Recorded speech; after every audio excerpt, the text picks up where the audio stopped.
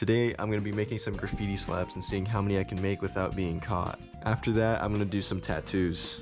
If you want to start doing tags or start doing graffiti letters, all you need to do is come up with a name at first. A mistake a lot of people make when making tags is they try to find the coolest name or a name that they think everybody's going to like.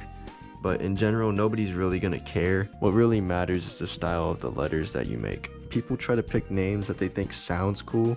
It's usually too long to fit anywhere, or it's not styled enough. Instead, you want to pick a name that looks good. Pick a name that has letters that you personally like to draw the best, and make your name out of those letters. For example, a lot of people ask how I came up with the name S'more. It's just because I really like the way that I do S's and R's, and because of that I can add my own style to it and not feel forced about it. This lettering that I'm doing right here is a very blocky lettering. I experimented with it a lot during this. This is what I was originally trying to copy off of from my sketchbook, but I couldn't quite get the original look I had. One personal way that I really like to make my letters unique is making them fruits and foods. I really like food, I don't know who doesn't, so I think it relates to a lot of people, especially fruit. Fruit's really good. If you don't like fruit, you're fat.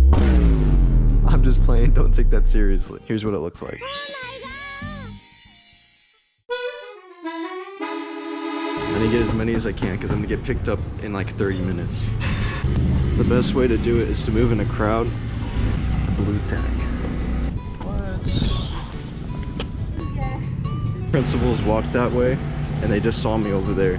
I need to go right now. Found $1!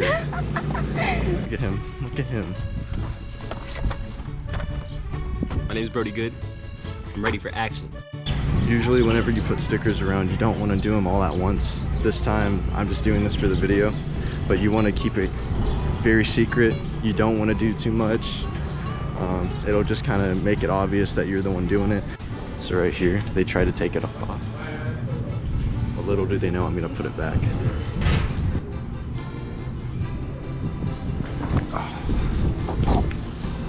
Days tomorrow. Anyways, my mom just texted me. I'm getting the hell out of here. Bye, Rowan. So now I'm gonna do a real tattoo on somebody, but first I'm gonna practice. My friend named Kayla wanted me to do a ghost face for my next tattoo, so here it is. First I put the stencil on, and then I continue by outlining it and shading it. You can watch the process, it's pretty quick.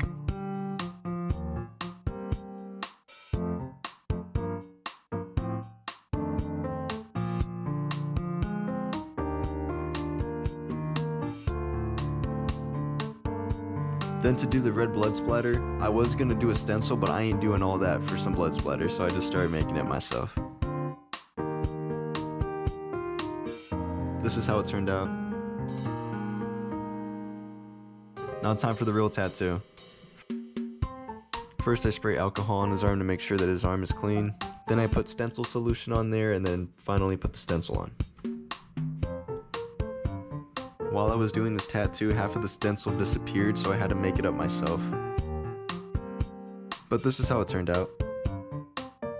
Just like I practiced, I did the same thing, drew my own version of the blood, and then just started working at it.